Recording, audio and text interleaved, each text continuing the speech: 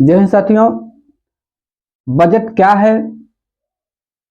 मित्रों, आम बोलचाल की भाषा में बजट एक आय और व्यय का ब्यौरा होता है और इसमें जो है व्यक्ति अपने आय और व्यय को एक समीक्षात्मक व्याख्या की दृष्टि से देखता है और वह जुटाता है अपने आय के संसाधन को, और आय के संसाधन को जुटाने के बाद वह व्यय को भी अपने आप में निर्धारित करता है। मित्रों, इसी आधार पर देश के बजट का भी सीमांकन किया जाता है और अमूमन वित्तीय वर्ष 1 अप्रैल से 31 मार्च के बीच में होता है। और साथियों, 1 फरवरी को जो बजट संसद भवन में सरकार द्वारा पेश किया जाता है। अभी जो पिछले शनिवार 1 फरवरी को वित्त मंत्री निर्मला सीतारमण द्वारा वित्त बजट पेश किया गया। यह बजट साथियों सरकार के समस्त आय और व्यय का एक लेखा जोखा है।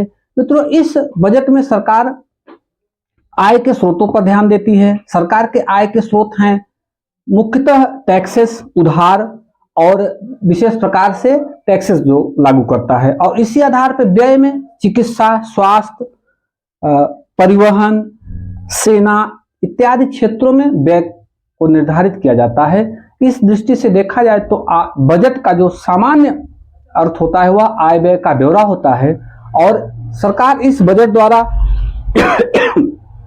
आय व्यय की समीक्षा करता है।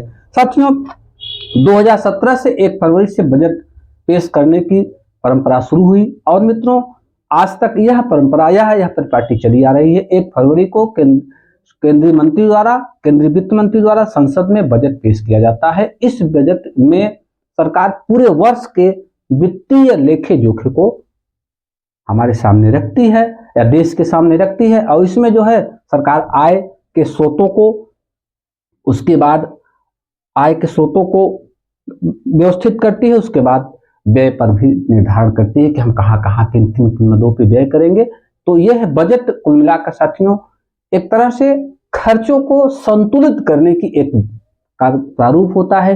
कभी कभी हम बजट नहीं बनाते तो हमारे खर्चों में समस्या आती है और हम वित्तीय संकट का सामना कर लेते हैं। ऐसी स्थिति में बजट का होना बहुत आवश्यक है। जिस तरह से हम परिवार का बजट बनाते हैं उसी तरह से देश का बजट बनाया जाता है, और सेम प्रक्रिया वही होती है। हाँ, परिवार का बजट 2, 4, 10 लोगों के लिए होता है, लेकिन देश का बजट पूरे देश के लिए होता है, और यह बजट निश्चित रूप से बहुत ही अपने आप में एक समीक्षात्मक बजट होना चाहिए जो देश की इतनी बड़ी आबादी या जनसंख्या के लिए लाभकारी हो, किसानों के लिए, मजदूरों के लिए, बेरोजगारों के लिए, स्वास्थ्य, शिक्षा, चिकित्सा इत्यादि सब पर जो है समीक्षात्मक दृष्टि से बजट का प्रारूप होना चाहिए, और देश इस तरफ पर आगे बढ़ता है। उस विदेशी व्यापारों पर एक निर्धारित, देश के व्यापारों पर एक निर्धारित, तो कुल मिला के एक आर्थिक प्रगति के लिए बजट बहुत आवश्यक होता है। जय हिंद साथियों।